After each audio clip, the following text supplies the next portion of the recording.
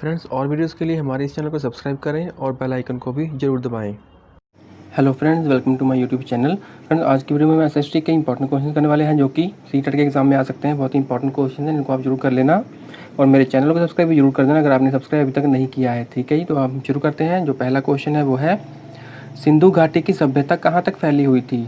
तो जो सिंधु घाटी की सभ्यता है वो कहाँ तक फैली हुई थी? तो ए ऑप्शन है पंजाब सिंध बलूचिस्तान तक, बी ऑप्शन है पंजाब सिंध राजस्थान गुजरात तक, सी ऑप्शन है सिंधु नदी के साथ साथ, डी ऑप्शन है सिंध पंजाब जम्मू उत्तर प्रदेश राजस्थान और गुजरात तक। तो कहाँ तक फैली हुई थी सिंधु घाटी की सभ्यता? तो इसका जो राइट आंसर होगा वो होगा बी ऑप्शन, पंजाब सिंध राजस्थान और गुजरात तक। सिंधु घाटी की जो सभ्यता है वो पंजाब सिंध राजस्थान गुजरात तक फैली हुई थी। नेक्स्ट क्वेश्चन है, सिंधु घाटी के लोग किसकी पूजा करते थे?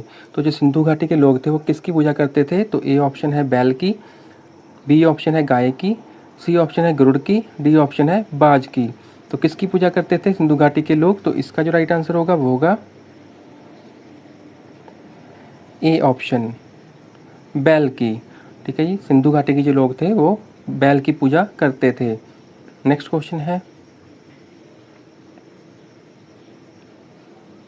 उपनिषद किस प्रकार की पुस्तकें हैं? तो उपनिषद पुस्तकें हैं तो कौन किस प्रकार की हैं, कौन सी हैं? तो ए ऑप्शन है धर्म की, बी ऑप्शन है योग की, सी ऑप्शन है दर्शन शास्त्र की, डी ऑप्शन है कानून की। तो ये पुस्तकें किस प्रकार की पुस्तकें हैं? तो इसका जो राइट आंसर होगा वो होगा सी ऑप्शन, दर्शन शास्त्र की। ठीक है जी, फिलॉसफी की जो है ये पुस्तकें हैं। नेक्स्ट क्वेश्चन है, ब्राह्मण पुस्तकें किससे संबंधित हैं? तो ब्राह्मण पुस्तकें हैं वो किससे संबंधित हैं? तो ए ऑप्शन है भक्ति सिद्धांतों से, बी ऑप्शन है धार्मिक संस्कारों से, सी ऑप्शन है योग से, डी ऑप्शन है समाधि से। तो ब्राह्मण पुस्तकें किससे संबंधित हैं? तो इसका जो राइट आंसर होगा वो होगा बी ऑप्शन, धार्मिक संस्कारों से। ब्राह्मण पुस्तकें जो है वो धार्मिक संस्कारों से संबंधित हैं। नेक्स्ट क्वेश्चन है,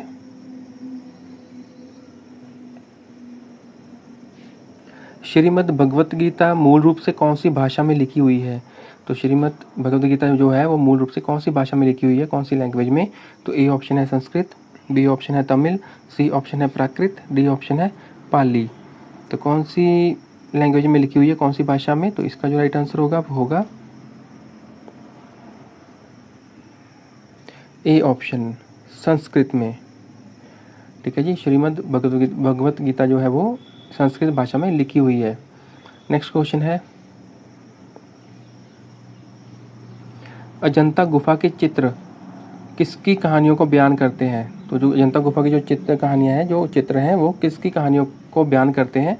तो ए ऑप्शन है रामायण, बी ऑप्शन है महाभारत की, सी ऑप्शन है जटाकाश की, डी ऑप्शन है पंचतंत्र की। तो जो अजंता गुफा के जो चित्र हैं वो किसकी कहानियों को बयान करते हैं? तो इसका जो राइट आंसर होगा वो होगा सी ऑप्शन, जटाकाश की कहानियों को बयान करते हैं। अजंता की गुफा के जो चित्र है वो जटाकाश की कहानियों को बयान करते हैं। नेक्स्ट क्वेश्चन है,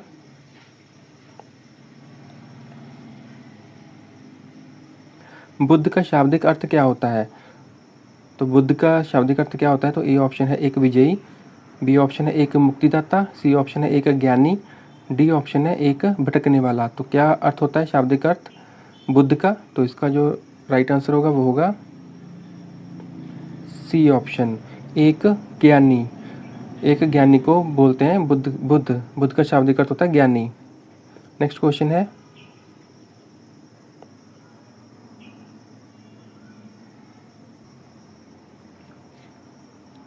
कौटिल्य का अर्थशास्त्र किस पर प्रकाश डालता है?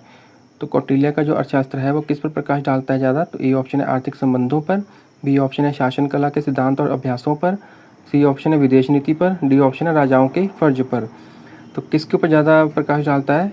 तो इसका जो राइट आंसर होगा वो होगा बी ऑप्शन, शासन कला के सिद्धांत और अभ्यासों पर। ठीक है जी, नेक्स्ट क्वेश्चन है,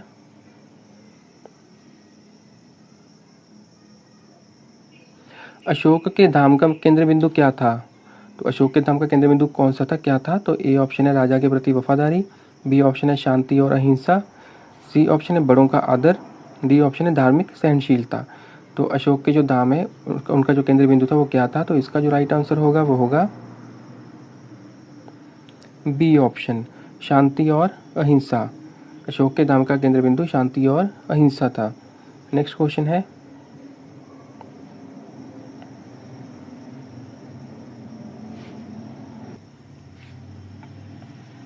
सम्राट हर्ष ने किस पर राज किया था? तो सम्राट हर्ष ने किस पर राज किया था? तो ए ऑप्शन है सारे भारत पर, बी ऑप्शन है सारे उत्तरी भारत पर, सी ऑप्शन है सारे दक्षिणी इलाके पर, डी ऑप्शन है उत्तरी भारत के एक हिस्से पर। किस पर ज़्यादा राज किया था सम्राट हर्ष ने? तो इसका जो राइट आंसर होगा वो होगा डी ऑप्शन, उत्तरी भारत के एक हिस्से पर राज किया था। नेक्स्ट क्वेश्चन है,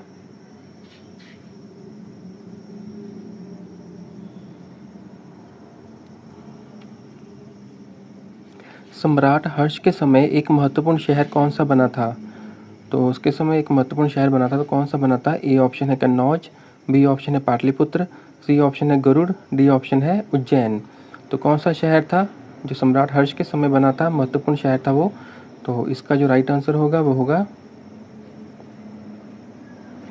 ए ऑप्शन, कन्नौज। ठीक है जी, सम्राट हर्ष के समय जो महत्वपूर्ण शहर बना था वो उसका नाम था कन्नौज। तो इसका जो राइट आंसर होगा वो होगा ए ऑप्शन।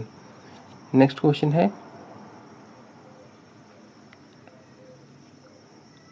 वैदिक काल से संबंधित खुदाई कहाँ की गई थी? तो वैदिक काल से संबंधित जो खुदाई है वो कहाँ की गई थी? तो ए ऑप्शन है चंडीगढ़ में, बी ऑप्शन है पाटलिपुत्र में, सी ऑप्शन है कुरुक्षेत्र में, डी ऑप्शन है हस्तिनापुर और अतरंजी खेरा में। तो कहाँ पर खुदाई की गई थी वैदिक काल से संबंधित? तो इसका जो राइट आंसर होगा वो होगा डी ऑप्शन, हस्तिनापुर और अतरंजी खेरा में। ठीक है जी, वैदिक काल से संबंधित खुदाई जो है वो हस्तिनापुर और अतरंजी खेरा में की गई थी। नेक्स्ट क्वेश्चन है,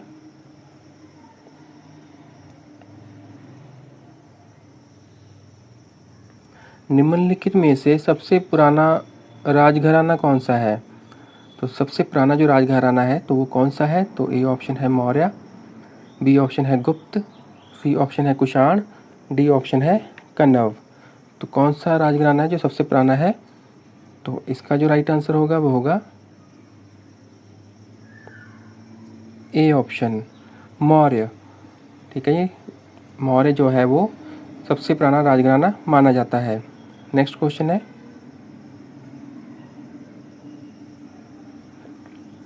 इनमें से कौन मुगल शासक नहीं था?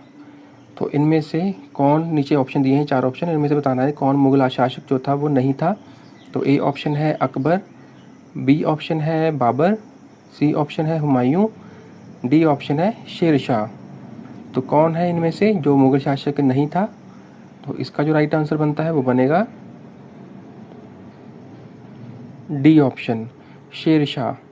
शेर शाह जो था वो मुगल शासक नहीं था। बाकी जो 3 है अकबर, बाबर और हुमायूं, ये मुगल शासक थे, लेकिन जो शेर शाह था वो मुगल शासक नहीं था।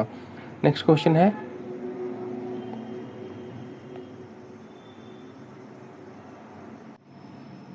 निम्नलिखित में से भारत में सिंधु घाटी से संबंधित कौन सी सभ्यता मिली थी?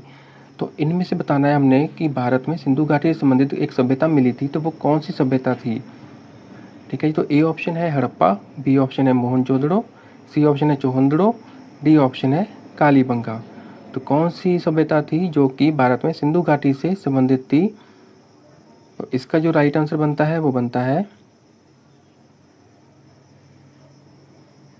D option, Kalibangan. कालीबंगा सभ्यता जो है वो भारत में सिंधु घाटी से संबंधित थी। ठीक है जी, तो इसका जो राइट आंसर होगा वो होगा डी ऑप्शन, कालीबंगा।